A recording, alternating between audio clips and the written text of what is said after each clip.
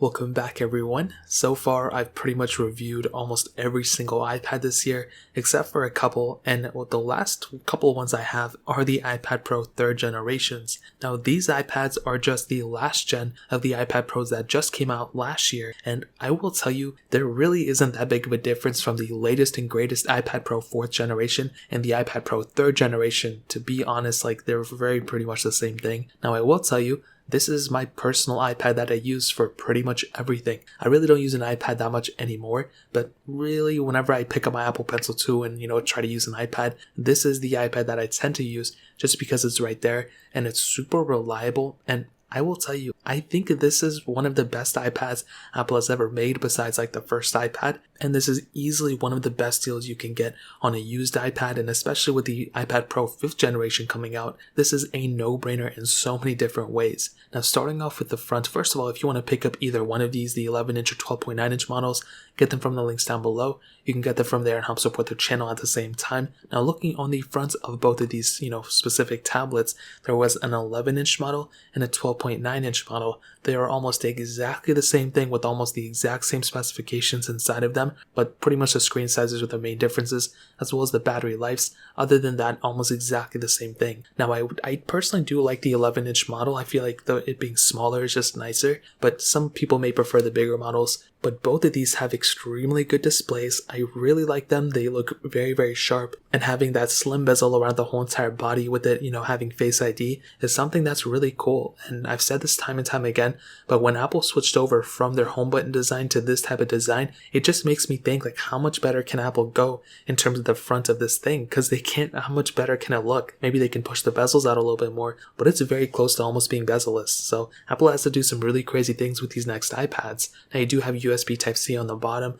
which is another humongous asset on this device. Having that type of capability and having that I/O can really kind of increase the amount of things you can do on this type of iPad. Now the lightning port is great. I like the lightning port too, but this takes it to another level, and I've always enjoyed having this type of capability, this type of charging port on this type of device. And on the back, you have the aluminum back on this thing, which is beautiful as well, with a single camera setup. Now this thing still feels extremely good in the hand. It literally feels, just like an iPhone 12. This thing came out in 2018, and it feels even more up to date because of the iPhone 12's release, because of the flat sides. The fact that this thing didn't come out with curved sides or whatever makes this thing that much better and that much more premium in the long run. So just the feeling in and of itself of this device gets a thumbs up for me. It's still a solid feeling iPad. You've kind of seen some iPads come and go, and the designs kind of stay the same, with the home button designs especially. But anytime we get an increase in terms of screen size and the removal of the home button with just a bezel design, just makes it last that much longer in my opinion. You look at the iPad Air 3 to the Air 4, the same exact thing happened there too. So that pretty much covers it up in the outside of this iPad. Now hitting on the camera setup, both the 12.9-inch model and 11-inch model, like I mentioned before, have the same thing going on, the single 12 megapixel lenses. You can go up to 4K at 60 on that specific lens, which again, this thing came out in 2018. This is a really strong asset for this type of device. I've actually shot some videos on this specific iPad. I think some of my battery comparisons that I did when I'm just quickly kind of filming something, I actually used my iPad because it was the only other device I wasn't using at that time that had a really decent camera. This thing is pretty much almost like an iPhone XR camera on the back, and I think that's an awesome thing that this thing has going for it. The fact that not that many people even use iPad cameras, that's kind of a huge thing you have to keep in mind. But in my case, sometimes when all my good phones are being taken care of and I only have an iPhone 5 that's laying around or something, I like having the ability of remembering that I have my iPad Pro, that just in case I'm using all my devices, I still have a very strong, camera that I can go ahead and use and film in if I need to go up to 4K 60, which I never do. But having that ability makes it that much better, and it's actually a really good lens, as I mentioned before. On the front, it's still a 7 megapixel sensor. Now you can only do 1080p at 30 on the front camera, which I think is plenty enough for a lot of people. I don't think anybody's doing any front camera video recording on their iPad. I think most people end up using their iPads as a teleprompter or something like that. But in my case, having this iPad as something like a FaceTime machine or or just kind of, doing Google Meets or Zoom calls or whatever, this iPad, this is the area where it kills it in. This is another really strong asset for it. It would have been really cool if we had like 1080p at 60 on the front or 4K on the front, but I still think 1080p at 30 is more than enough for a lot of people. And even in my case, I don't use my iPad camera. I don't really shoot too much stuff on my iPad or iPhone or anything like that, but I like having the ability of doing so if I need to. So the back camera, perfect for me. I really don't expect it to be that much better for the iPad Pro 5th Gen.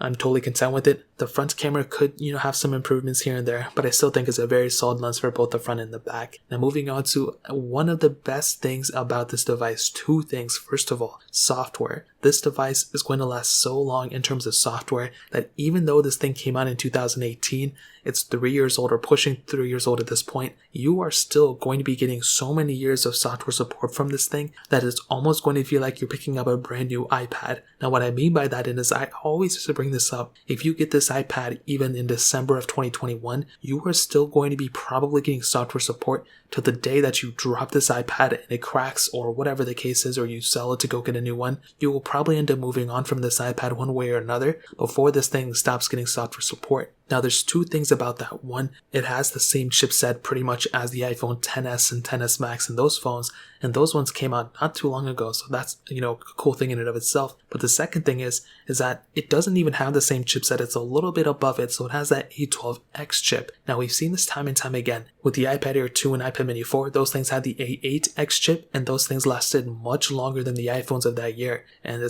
I kind of see the same thing going on here. Because the iPad Pro 3rd Gen and the iPad Pro 4th Gen look so much alike, I kind of see, the same thing going on. And the iPad Pro 4th Gen has like the A12Z chip or something like that, I don't even know. So you're going to be getting long-lasting iPads from both, so that's great. But the battery life on both iPads is great as well. So that smaller iPad, the 11-inch one, has a 7,812 mAh battery. The bigger one has a pretty big 9,720 mAh battery. So that's kind of a big difference. If you want to get a better battery life, going up to that, 12.9-inch model is going to get you overall better battery life from what I've seen and from what I've heard. So keep that in mind. I've only tested the 11-inch iPad, but from what I've seen and from all the reports, it looks like that 12.9-inch iPad is far better experience from what I've seen. So keep that in mind, but that's kind of what I'm saying at this point. So that covers up pretty much one of my favorite things about this iPad. Now ending it off with the performance. These devices, like I mentioned before, the iPad Pro 3rd Gen, both of them have that A12X Bionic chip inside of it. And there were a couple different models of this device. The base models of all of them have 4GB of RAM. The top tier models have 6GB of RAM. So keep that in mind, whichever one you want more RAM of. Obviously, kind of figure it out from there. But I can tell you, these iPads, compared to even the iPhones, compared to anything, these are still such great iPads in so many different ways in terms of performance. If there was one thing to complain about on this phone, it's not going to be the performance. It's going to be probably, I don't even know, like the performance of this tablet is still extremely good. Now looking at it, day-to-day tasks, you're going to be perfectly fine with this. It's going to be able to breeze through everything perfectly fine. Taking it up a notch to even like middle intensive apps, kind of mildly intensive gaming and, maybe multitasking between a ton of apps, you're highlighting a bunch of stuff and editing some maybe light videos and stuff, you're going to be perfectly fine. And again, even taking it up a notch to those higher intensive things like heavy intensive gaming or like editing a bunch of videos at one time and exporting speeds and all that, you're going to be perfectly fine on this iPad too. I can't really, or at least I've never been in a situation where this thing couldn't handle what I threw at it. The only problems I have with it for the most part are like the glitchiness in the softwares. So if I'm updating to iPadOS 13 or iPadOS 14, there can be some glitches here and there, but even then, it's not that big of a deal, and I think for the most part, it's an extremely smooth iPad. It has that 120Hz refresh rate on the panel as well if you want to enable it, and that's another huge asset. It just it's like the gift that keeps on giving. There are so many assets for this thing at the end of the day, and the performance is one of those things that are still going to hold up extremely well. Now, it could be a time where you want to go ahead and upgrade to the iPad Pro 6th Gen at the time whenever it comes out,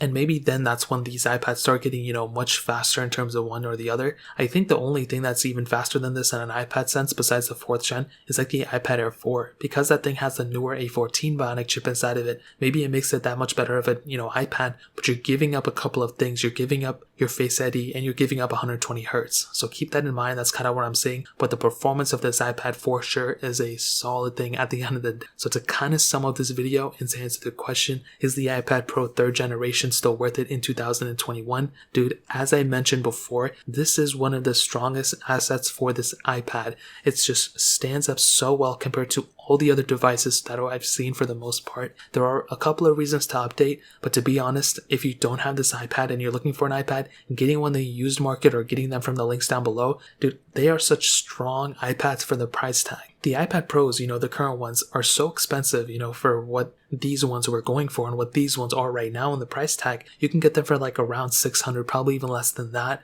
Those new iPads are like $899, like over $1,000 for some configurations, and that's a lot of money to spend on an iPad 4th gen. With this one, it's almost like 90% or like 95% of what the iPad Pro 4th gen is, but it does everything for the most part. It's such a solid camera. I really don't have too many complaints about it. It's definitely not perfect, but either you get the 11-inch or the 12-inch model, you are going to be getting a solid iPad in 2021. These things are very strong. They still handle everything you throw at it. I really don't even have too many complaints. Maybe the front camera, hopefully, it gets a huge improvement sometime soon. But I think other than that, it's such a solid iPad for sure. And I would highly recommend anyone to pick one up in 2021. So that pretty much covers it up. If you guys have any other questions or anything like that, let me know in the comment section below. Hit the like button, that would mean so much, but definitely hit that subscribe button. Every single subscriber that we get really does count, so it'd mean so much if you guys get that. Also check out the other links down in the description as well. My Twitter, my Instagram, my other channels. More importantly than everything else, I love every single one of you guys. Hopefully I'll catch you guys in the next video. Peace out till then.